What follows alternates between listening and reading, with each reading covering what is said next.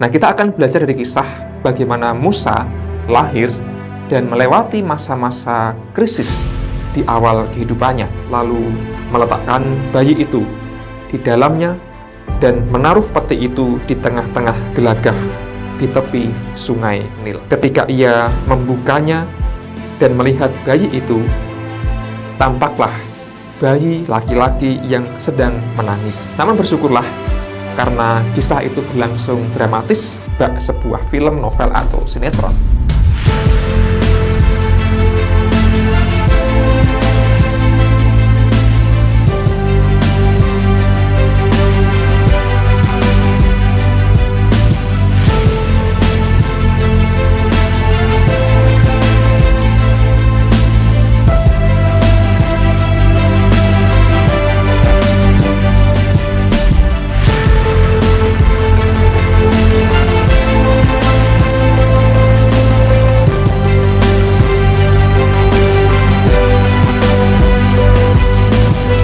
Saudara, kembali bersama dengan Pelangi Sabda GKJ Pekalongan. Semoga melalui refleksi-refleksi kisah dari Alkitab, kita bisa semakin diperkaya dan ditumbuhkan di dalam iman kepada Allah. Kita telah sampai di sebuah episode kisah perjalanan bangsa Israel yang di episode yang lalu dikisahkan ditindas atau diperbudak di Mesir. Dan kita tahu bahwa kisah Keluaran adalah kisah dari seorang tokoh yang amat sangat terkenal, yaitu Musa, yang dipakai oleh Allah memimpin Israel keluar dari Mesir kelak. Nah, kita akan belajar dari kisah bagaimana Musa lahir dan melewati masa-masa krisis di awal kehidupannya. Kisah itu kita baca dari Keluaran 2 ayat 1 sampai dengan ayat yang ke-10.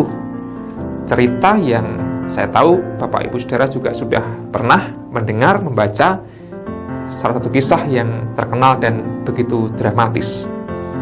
Keluaran 2 ayat 1 sampai ayat yang ke-10. Musa lahir dan diselamatkan. Seorang laki-laki dari keluarga Lewi memperistri seorang perempuan Lewi. Lalu perempuan itu mengandung dan melahirkan seorang bayi laki-laki.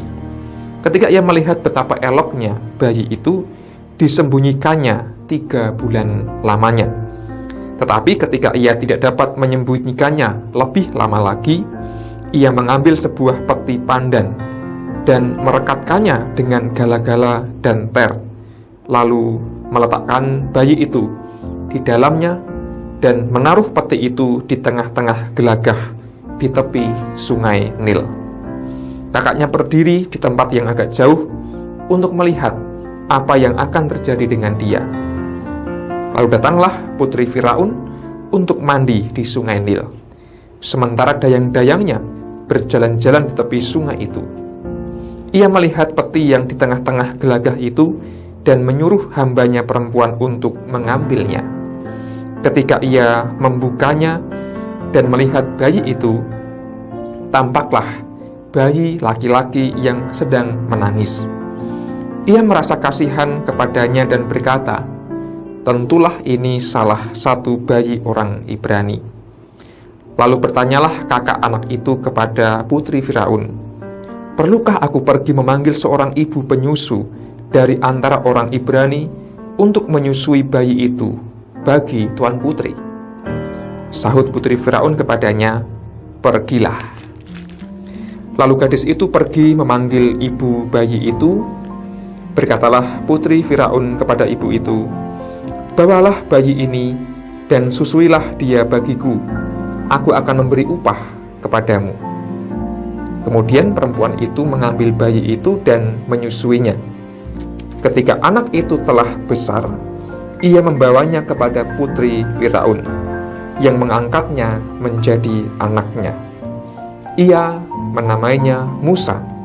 Katanya, "Karena aku telah menariknya dari air." Ibu, bapak, dan saudara, apa yang menarik dari kisah ketika Musa dilahirkan dan dia harus disembunyikan dari orang-orang Mesir pada waktu itu? Kita bisa memiliki pendapat yang tidak sama. Waktu itu, bayi-bayi Ibrani atau Israel terancam akan mati atas perintah Firaun, supaya bangsa Israel tidak lagi bertambah banyak dan besar. Kisah itu kita refleksikan dalam episode sebelumnya. Itulah mengapa ketika Musa lahir dari pasangan laki-laki dan perempuan Lewi, Musa harus disembunyikan agar tidak dibunuh, agar ia bisa tetap hidup, bertahan, dan kelak tumbuh besar. Namun, putri Firaun yang sedang mandi di sungai Nil melihat sebuah peti, sebuah keranjang, di dalamnya ada bayi yang menangis. Itulah bayi Musa. Andai saja putri Firaun tidak merasa kasihan atau tertarik dengan bayi itu, barangkali dia akan membunuh, memerintahkan orang-orangnya untuk memusnahkan bayi itu. Jika itu terjadi, maka tidak akan ada lagi kisah Musa yang sangat heroik itu. Namun bersyukurlah, karena kisah itu berlangsung dramatis, bak sebuah film, novel, atau sinetron, bayi Musa akhirnya selamat.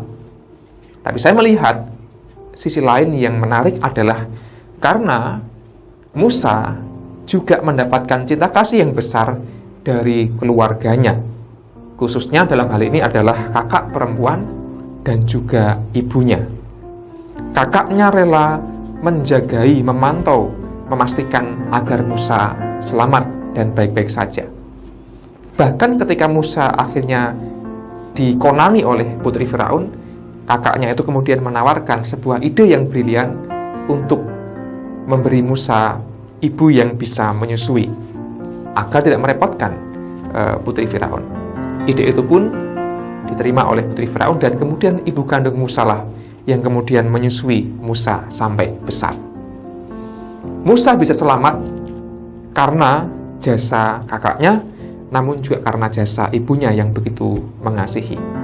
Dan menariknya, di dalam ayat yang terakhir, ketika anak itu telah besar, ia membawanya kepada putri Firaun yang mengangkatnya menjadi anaknya.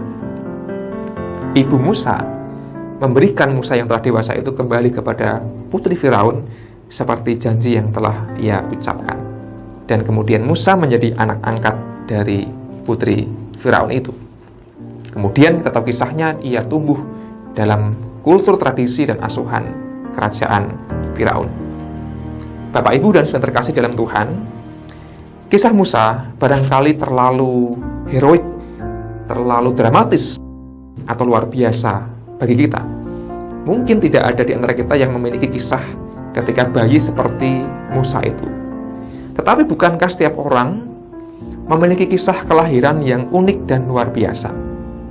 Kalau kita tanya kepada orang tua kita, seperti apa dulu kejadian ketika kita dilahirkan, pasti akan ada kisah-kisah yang unik dan menarik. Mungkin persoalannya tidak selalu soal pergulatan yang bisa mempertaruhkan nyawa antara hidup dan mati seperti yang dialami oleh Musa. Namun kita bisa bertumbuh dewasa, besar, sampai sekarang ini, saya yakin juga adalah karena kejadian-kejadian yang luar biasa pada masa kecil, di saat kita dilahirkan dan diasuh oleh orang tua dan keluarga kita. Maka sejatinya, setiap episode kehidupan manusia sedari ia kecil adalah sesuatu yang pantas disyukuri sebagai sebuah keajaiban. Mungkin ada orang-orang yang ketika masa kecil mengalami sakit yang keras, bahkan risikonya adalah mati, tapi bisa sehat kembali dan sembuh, akhirnya bisa besar. Mungkin ada orang-orang yang di masa kecil mengalami kecelakaan yang hampir mengancam nyawanya, jiwanya, tapi toh berhasil selamat. Apapun tantangan, pergumulan ketika kita masih kecil, menjadi bukti bahwa Allah menghendaki kita hidup lama sampai detik ini. Ada begitu banyak rangkaian peristiwa yang ajaib, meskipun keajaiban itu bukanlah hal-hal yang spektakuler, tapi kejadian-kejadian yang sederhana setiap hari. Kita tumbuh karena berbagai rangkaian keajaiban yang juga Tuhan nyatakan. Maka sudah sepantasnya jikalau kita, yang pertama, bersyukur kepada Allah diberikan kesempatan untuk bisa hidup selama ini. Meskipun barangkali kehidupan kita tidak selalu mudah, penuh dengan perjuangan, Tapi ketika Allah mengizinkan kita punya kesempatan untuk menikmati hidup, artinya kita tidak boleh menyia-nyiakan hidup kita, apalagi mempergunakannya dengan hal-hal yang justru menyakiti hati Tuhan. Nah, mari kita mensyukuri hidup kita dan menggunakan sebaik-baiknya, seperti yang juga dilakukan oleh Musa kelak.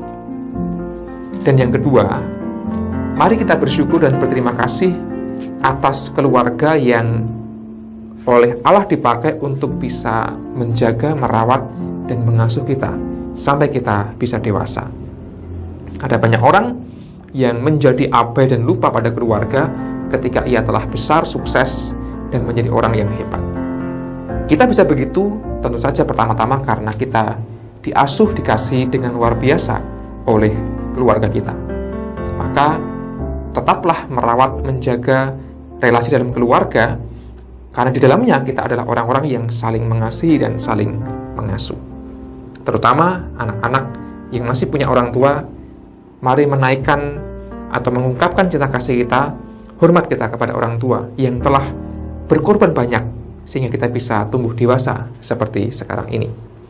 Dan lewat kehidupan dan kejadian yang begitu banyak keajaiban di dalamnya, Tuhan Allah merancang hal-hal yang indah dalam hidup kita. Kita dilahirkan menjadi orang-orang yang istimewa, sebagaimana Musa juga dilahirkan dengan kisah yang sangat istimewa. Mari mensyukuri hidup kita sampai saat ini. Amin.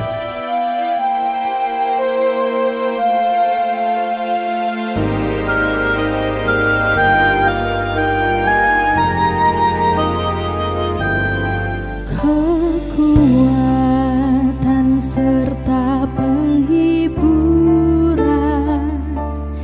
diberikan Tuhan padaku.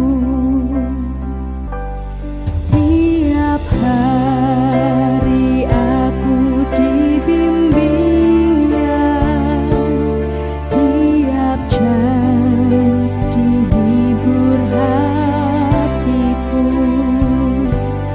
dan sesuai dengan hikmat Tuhan, ku diberikan apa yang perlu, suka dan derita bergantian,